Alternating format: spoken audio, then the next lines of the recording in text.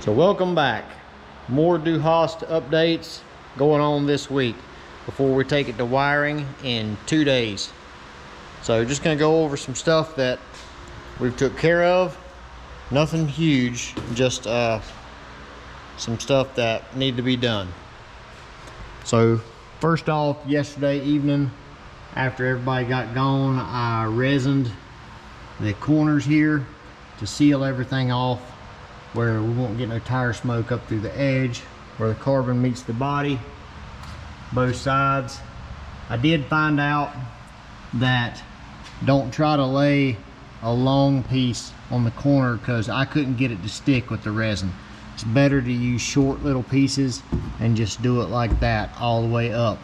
You're gonna paint it, it's gonna be full of tire rubber, it's gonna be nasty under here anyway, so just don't worry about it, just worry about getting it sealed the best you can. You're not gonna get all the tire smoke, or you're not gonna keep all the tire smoke out of the car, but you can do what you can to prevent a lot of it from getting in.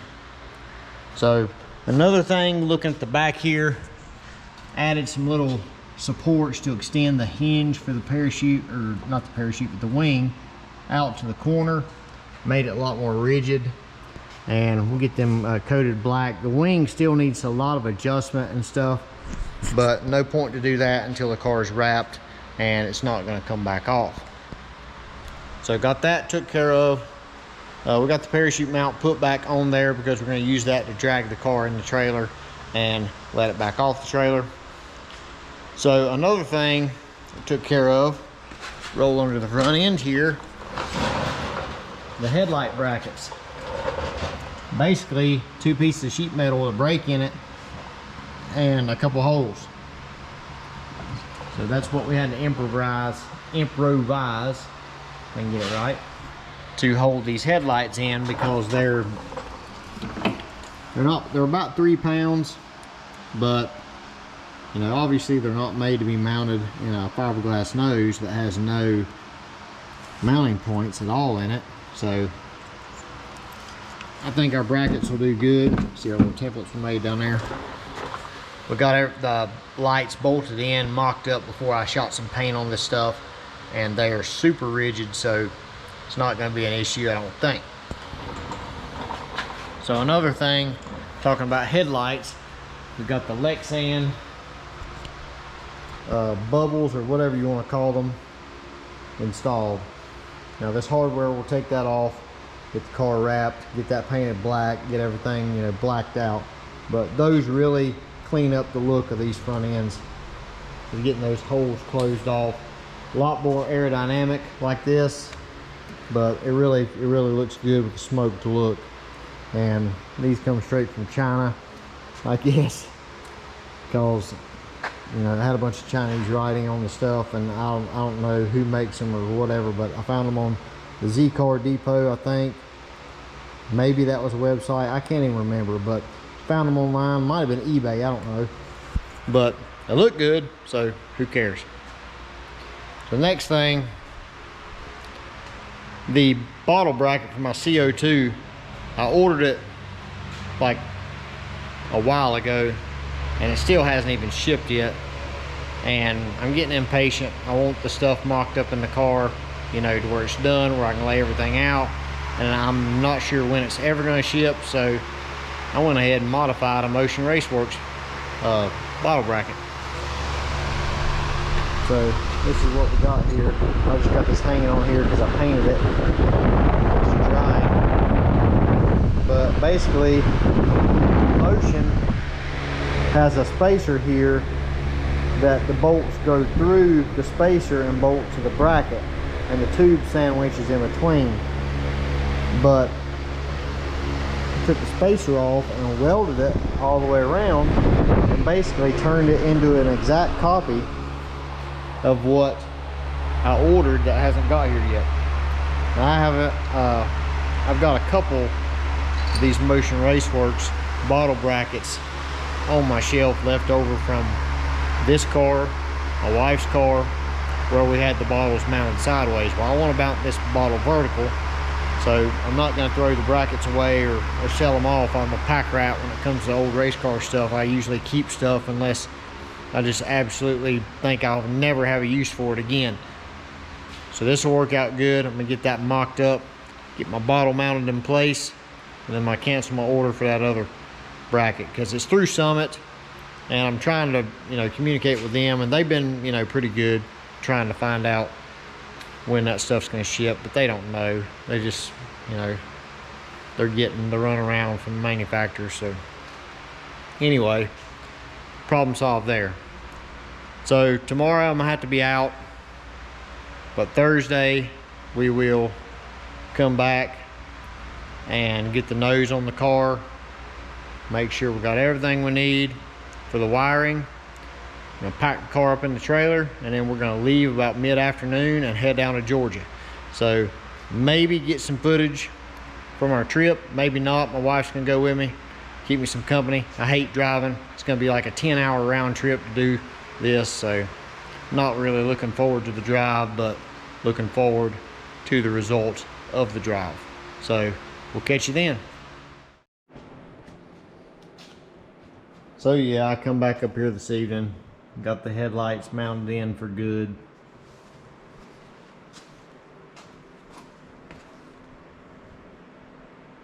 Can't really see what they look like in there, but they're in there. Also got the car off the lift, put the wheels back on.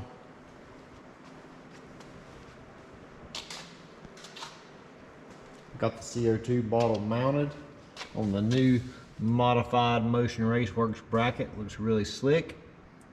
Worked out exactly like I planned. I took those carbon panels off and trimmed them for the main feed right here. This is number 6 feed going to the parachute, and then this is the CO2 feed for all my boost control and the parachute mount, or not parachute mount, with the mount for the release handle up there in the cylinder. So this will go to there. It'll be right. So went ahead and put this panel in too. I didn't tighten the bolts because obviously I ain't got somebody on the top side to hold the wrench, but I spun the nuts on them just to get it in there and tightened it up, and man, does it look good.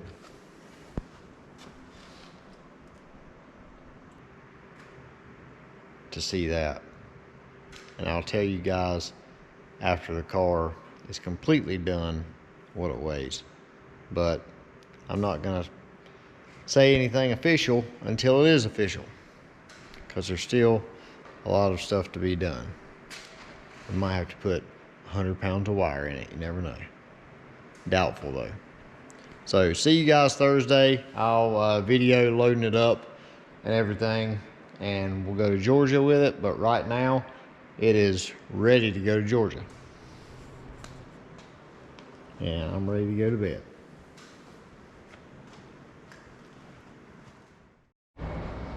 Alright guys, it is Thursday and we're about to load the car up to head down to Georgia this afternoon.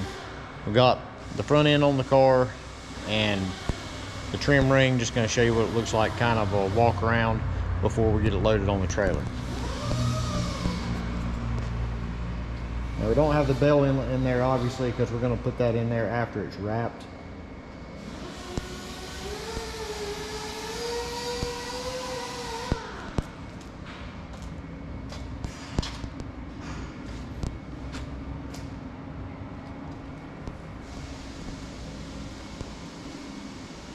Because I already weighed the car without the front end.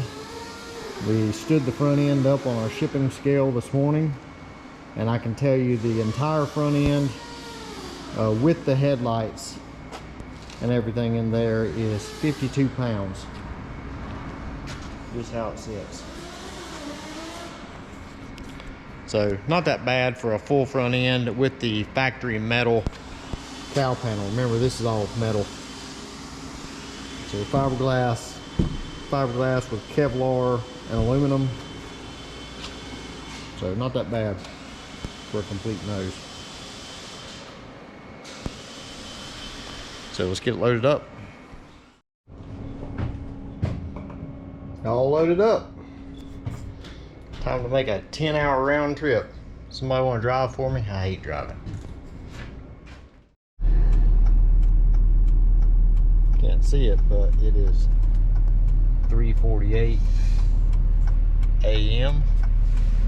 and the old transmission and the Cummins died. Put it in gear. Vroom, vroom, vroom, vroom. We're not going nowhere. Luckily, we dropped the car and trailer at Bunton's because I didn't want to drag the trailer back. And we got a guy coming to take us back home, which is almost 200 more miles. So maybe we'll get back home before daylight. We'll be a little bit more broke when we get there. Sorry, old girl. 311,000 miles. You just couldn't hold the transmission in you no more. Just laying down.